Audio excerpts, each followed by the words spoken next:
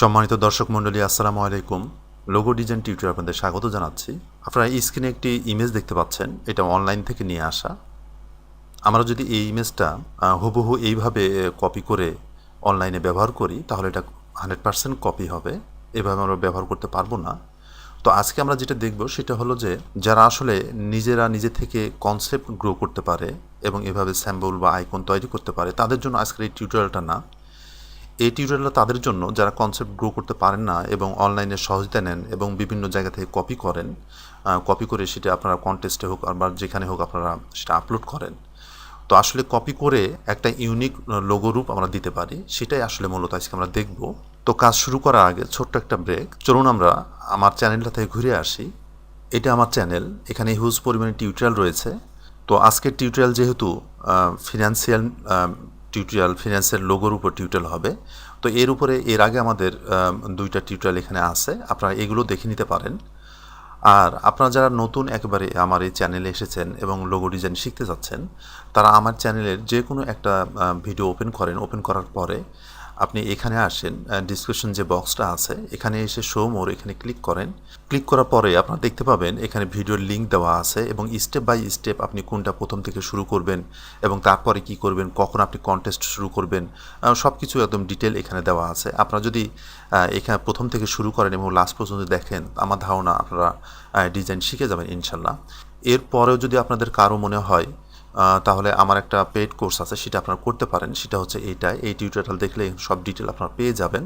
তবে এখানে একটা বিষয় আপনাদের জেনে রাখা ভালো, সেটা হলো যে এক ভাই আমাকে নক করেছিলেন এবং বলেছিলেন ঠিক এইভাবে যে ভাই আপনি তো কোর্স চালাচ্ছেন, তো আপনার ফ্রিল্যান্সার প্রোফাইল দেখান, আপনার ফাইবার প্রোফাইল দেখান, আপনি সফল কি না, আপনি যদি সফল হন তাহলে আপনার কোর্সটা কিনবো।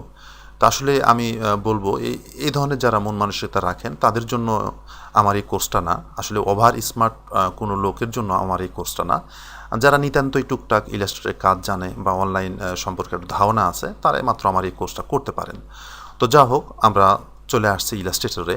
তো আমি বললাম যে আমরা এটা কপি করব। তো কপি করার জন্য আমি ইমেজটাকে লক করে দেবো। এই জন্য ইমেজটাকে আমি ক্লিক করে সিলেক্ট করলাম। সিলেক্ট করার পরে আমি অবজেক্টে যাচ্ছি, অবজেক্ট থেকে লক আমি এখানে সিলেক্ট করে দিলাম। আমরা কিবোর্ড থেকে কন্ট্রোল 2 প্রেস করলেও লক হয়ে যাবে, শর্টকাট এটা আর কি। এরপর আমরা যা করব, পারতপক্ষে পেজটা একটু বড় করে নিব।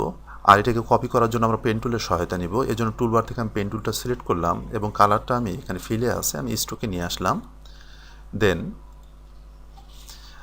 আমি এখান থেকে শুরু করছি। আমি এখানে জাস্ট ক্লিক করলাম, দেন আমি এখানে ক্লিক করছি। আপনাদের পেন টুল নিয়ে যদি কোনো সমস্যা থাকে, তাহলে পেন টুলের উপরে আমার 3টা টিউটোরিয়াল রয়েছে, আপনারা সেগুলো দেখে নিতে পারেন। আমি ঠিক এইভাবে ক্লিক করে আসছি, আপনারা দেখেন। এরপরে আমরা এখানে ক্লিক করব, কিন্তু রেখাটা যেহেতু এদিক দিয়ে চলে আসছে, সেহেতু আমি কিবোর্ড থেকে পেন টুলে থাকা অবস্থায় কিবোর্ড থেকে অল্ট কি চেপে ধরলাম এবং এই রেখাটা আমি কাট করে নিলাম এবং এর সঙ্গে মিলানোর চেষ্টা করব। এখানে যেভাবে আছে আমি মিলাই দিলাম। দেন আমি অল্ট কি ছেড়ে দিলাম এবং আমি আবার পেন টুলে চলে আসলাম। এখন আমি এখানে ক্লিক করছি, এখানে ক্লিক করছি এবং যেখান থেকে শুরু করেছিলাম সেখানে নিয়ে গিয়ে শেষ করলাম। এরপর আমরা এই অপশনে, পেন টুলের এই অপশনে নিচে যে 4 নম্বর যে টুলটা রয়েছে অ্যাঙ্কর পয়েন্ট টুল, আমরা এটা সিলেক্ট করলাম। সিলেক্ট করার পরে আমরা এগুলো আমরা একই সাথে করতে পারতাম এবং এভাবে খণ্ড খণ্ড করেও আমরা করতে পারি, কোনো সমস্যা নেই। আমি রেখাগুলো ধরছি এবং ঠিক যেইভাবে আছে আমি মিলাই নিচ্ছি, ঠিক রাখলাম। দেন এরপরে দেখেন এখানে কিছুটা মিলেনি, তখন আমরা এখানে হ্যান্ডেল ধরে এটা মিলাই নিব, ঠিক এইভাবে। ঠিক এই হ্যান্ডেল ধরে ঠিক করে নিলাম। এরপর আমি এখানে ক্লিক করে ড্রাগ করে নিয়ে যাচ্ছি এবং এইখানে মিলানোর চেষ্টা করব, ঠিক এই। যদি না মিলে তাহলে অসুবিধা নাই, আমরা পরে হ্যান্ডেল ধরে আমরা মিলাতে পারবো। তো আমাদের এটা ড্রাগ করা হয়ে গেল। এখানে একটু সমস্যা আছে মনে হয়, আমি এখানে ক্লিক করছি, ক্লিক করার পর হ্যান্ডেল বের হলো, আমি এটা ঠিক করে নিব, ঠিক এই। এরপর আমি আবার পেন টুলটা সিলেক্ট করছি। সিলেক্ট করার পরে আমি ঠিক এখানে ক্লিক করলাম, পূর্বের ন্যায় এখানে ক্লিক করলাম। এখন আর আমি এদিক চলে যাচ্ছি না, আমি একসাথে কাজটা সেরে যাব। আসলে দুইটা পন্থাই আপনাদের দেখানোর জন্য এভাবে করছি। এরপর আমি কিবোর্ড থেকে অল্ট কি চেপে ধরলাম এবং এখান থেকে আমি রেখাটা টেনে ঠিক এই বরাবর করব, ঠিক এই। এরপর আমি এখানে ক্লিক করছি এবং এখানে ক্লিক করছি এবং এখানে, এবং যেখান থেকে শুরু করেছিলাম সেখানে নিয়ে গিয়ে শেষ করলাম এবং অল্ট কি চেপে ধরে আমি এটাকে কার্ভ করে নিব এখানে যেভাবে আছে ঠিক সেইভাবে।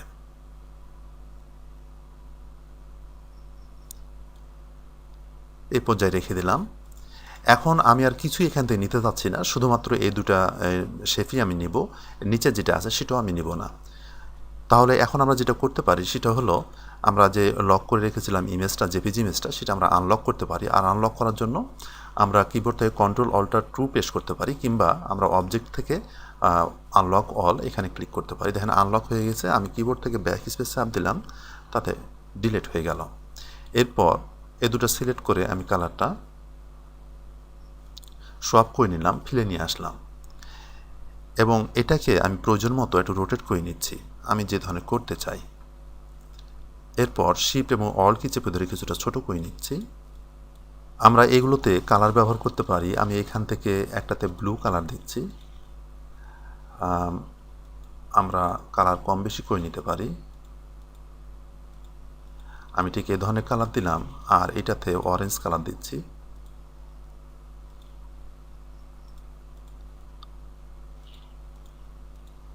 ঠিক এই ধরনের কালার দিলাম আর কি, ঠিক এই। তো এটা আমরা যেটা করলাম সেটা হলো একটা জেপিজি ইমেজ থেকে আমি এটা 100% কপি করে নিয়ে আসলাম, যদিও সেই ইমেজ থেকে আমি নিচের অংশটা ছেড়ে দিয়েছি। এরপরেও একে আরও ইউনিক আমরা কিভাবে করতে পারি, কিভাবে ব্যবহার করতে পারি ইউনিক রূপে, সেটাই দেখব। আসলে এটা আমি একটা টেক্সটের সাথে একটা লেটারের সঙ্গে আমি যুক্ত করতে চাচ্ছি। এই জন্য আমি টুলবার থেকে টাইপ টুলটা সিলেক্ট করলাম। সিলেক্ট করার পরে আমি আর্টবোর্ডে ক্লিক করছি, দেন রাইট বাটন ক্লিক করে সাইজটা একটু বড় করে নিই। এরপর আমি কিবোর্ড থেকে শিফট চেপে ধরে এ লিখে দিলাম, দেন আমি সিলেকশন টুল চলে গেলাম এবং শিফট অল্ট কি চেপে ধরে কিছুটা বড় করে নিচ্ছি। এটাতে আমি যে ফন্টটা দিব সেটা হচ্ছে এনসি, এই ফন্টটা দিব আমি NCC 1701A রেগুলার, এটা আমি ব্যবহার করছি। এরপর এটাকে আমি রাইট বাটন ক্লিক করে ক্রিয়েট আউটলাইন করে ফেললাম। এখন আমি যেটা করব সেটা হচ্ছে যে এটা এবং এই যে আমি এ নিলাম এর সঙ্গে একটা সমন্বয় করে কিভাবে একটা ডিজাইন তৈরি করতে পারি সেটাই আমরা করব আসলে। তো এটাকে আমি ছোট করে নিচ্ছি। আমি শিফট এবং অল কি চেপে ধরে ছোট করলাম। ছোট করার পরে আমি চেষ্টা করব এটাকে এর সঙ্গে সেট করার জন্য। আমি দুইটা গ্রুপ করে নিচ্ছি, Ctrl+G প্রেস করলাম।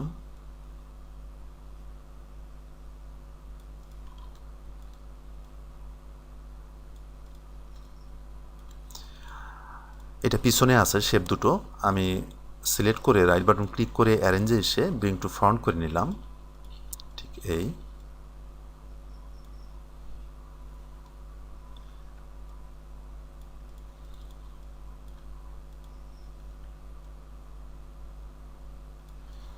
আমি লেফট রাইট অ্যারো কিংবা আপ ডাউন অ্যারোগুলো প্রেস করে ঠিক করে নিচ্ছি এর অবস্থানটা। আসলে যদি এমনই ভালো লাগে আমি এটা রেখে দিচ্ছি, এটা কপি করে আমরা দেখে নিতে পারি যে কেমন হয় এটাতে আসলে। এরপরে আমি যা করব তা হলো আমি এটা সাইডে রেখে দিই। আমি এটা আনগ্রুপ করে নিচ্ছি।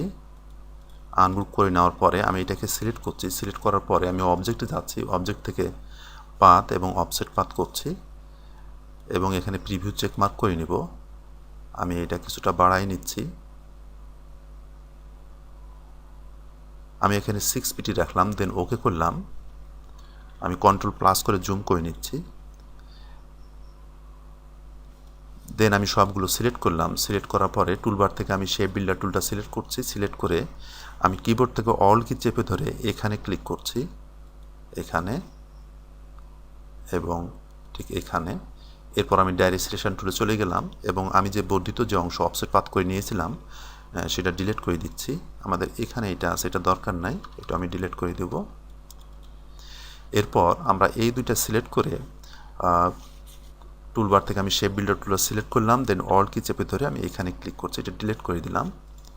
এবং আমাদের এই যে এই অংশটা আছে এটাও থাকবে না।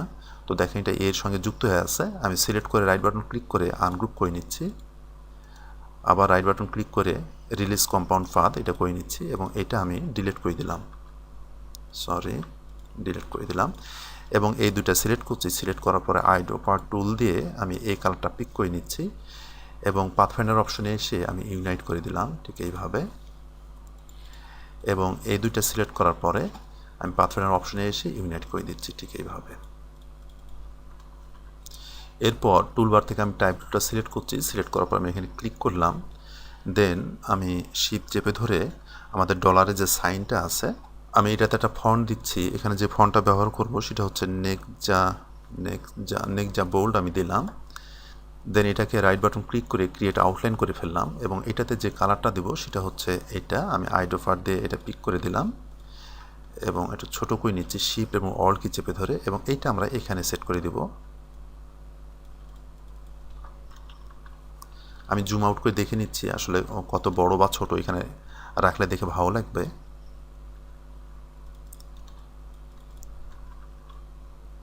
আমি ঠিক এই পরিমাণ রাখছি। এরপর সবগুলো সিলেক্ট করে নিয়ে আমি কিবোর্ড থেকে কন্ট্রোল জি প্রেস করলাম, তাতে গ্রুপ হয়ে গেল। তো বিষয়টা হচ্ছে যে আপনাদেরকে দেখালাম যে একটা এর সঙ্গে ডলার সাইন আমরা কি করে ব্যবহার করতে পারি। তবে এখানে একটা সতর্কতা হলো যে আমি যেভাবে ডিজাইনটা করলাম, এর সঙ্গে যুক্ত করলাম, আপনারা হুবহু এইভাবে যুক্ত করে অনলাইনে আপলোড করবেন না। তো দর্শক মণ্ডলী, এই ছিল আজকের টিউটোরিয়াল। আশা করি আপনারা সব কিছু ভালোভাবে বুঝতে পেরেছেন। যদি টিউটোরিয়ালটা আপনাদের ভালো লাগে তাহলে অবশ্যই লাইক কমেন্ট করবেন এবং বেশি বেশি শেয়ার করবেন।